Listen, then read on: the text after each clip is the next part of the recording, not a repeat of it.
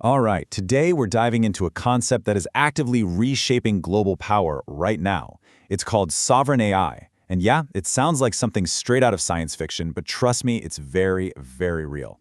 Let's get into it. This one sentence really just perfectly captures the massive shift we're talking about today. You've got a real-world physical problem on one side, and on the other, a digital solution that's almost, well, invisible. So how on earth can a bunch of code solve a massive shipping crisis? Let's find out. So, first things first, let's set the stage with the problem. And it's a classic geopolitical nightmare, really. A critical supply chain gets cut off. Just like that. I want you to imagine the Strait of Hormuz. I mean, this is one of the world's most vital energy arteries. And suddenly, it just goes dark. The flow of oil and gas completely grinds to a halt. In the past, this would have been an absolute economic catastrophe. But today, a new way of thinking is emerging. A strategy that looks beyond just owning the physical commodities themselves. And this, of course, is where that digital solution comes into play. The goal here is something called Intelligence Autonomy. Now, in simple terms, it's all about freeing a nation's energy grid from the huge risks of physical geography. And the name for this whole revolutionary idea? Sovereign AI. And look, this isn't just about making things more efficient. It's being framed as a genuine survival mechanism for a country. So, here's the real kicker. Sovereign AI gives a country the power to manage its own energy grid using its own local intelligence. It's all about breaking free from that fragile, global supply chain that can be completely shattered by a single blockade happening thousands of miles away. Now, what's so cool about this slide is the metaphor it uses, a macro shield. I want you to think of it like a massive, invisible, digital shield that's protecting a country's entire energy infrastructure. It makes a physical blockade on the other side of the planet, well, pretty much irrelevant to keeping your lights on. Okay, so how does this digital shield actually work? What's the secret sauce? Well, the mechanism behind it is a concept called technological arbitrage. Let's break this down real quick. First, the system is constantly pulling in real-time geopolitical data from all over the world. Next, super powerful AI algorithms analyze the entire energy grid. Then, and this is incredible, it reroutes power with just surgical precision.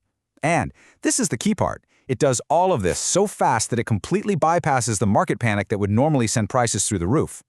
The source material actually points to a specific data feed it gets this intelligence from. And the AI uses this fire hose of information to instantly find the next best path for energy the second a primary route is blocked. It's all about moving faster than human panic, faster than market chaos. So you're probably wondering, who is building this incredible technology?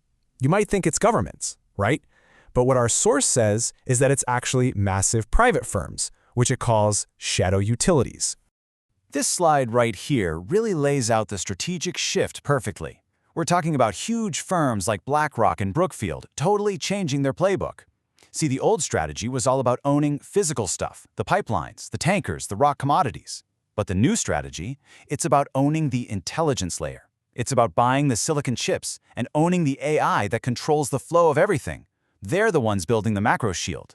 Now, this all sounds pretty incredible, doesn't it? A perfect, impenetrable digital defense against old-school physical threats. But is it really that simple? Of course not. Every shield has a weakness, an Achilles heel. And in this new digital world, the weakness isn't a physical body of water, but a technological one, the silicon bottleneck. And this quote just gets right to the heart of the matter. You can build the most advanced AI defense system in the world, but if the fundamental hardware, the actual silicon chips, comes from a geopolitical rival, is it truly sovereign? You see, this dependency creates a whole new and very potent kind of geopolitical leverage. It means that while you've solved one crisis in the Middle East, you've opened yourself up to a much quieter one in the tech supply chain.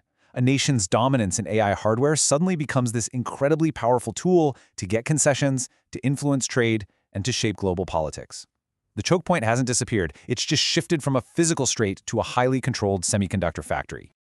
So, what's the response to this brand new crisis? Well, the strategy has to evolve yet again, because to truly secure the empire, you have to tackle this new vulnerability head-on. And the response is happening on a scale that is just staggering. We're talking about $41 trillion. So where is all that money going? It's a massive migration of capital, all pouring into domestic, high-tech manufacturing. The goal is simple, really. to reshore the entire AI supply chain and bring the production of that critical hardware back home. This huge strategic move has a name: the sovereign pivot.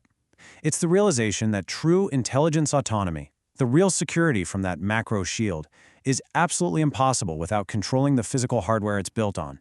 You have to secure the hardware first. And this, right here, this is the ultimate takeaway. In the 21st century, the very definition of power is being rewritten.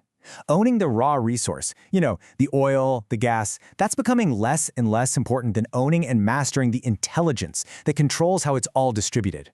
Which leaves us with a really fascinating and, frankly, a crucial question for our time. We are watching a monumental transfer of power, from the physical world of oil tankers and pipelines to the digital realm of AI and silicon chips. So in this new world, who's really in control? That's definitely something to think about. Thanks for joining me.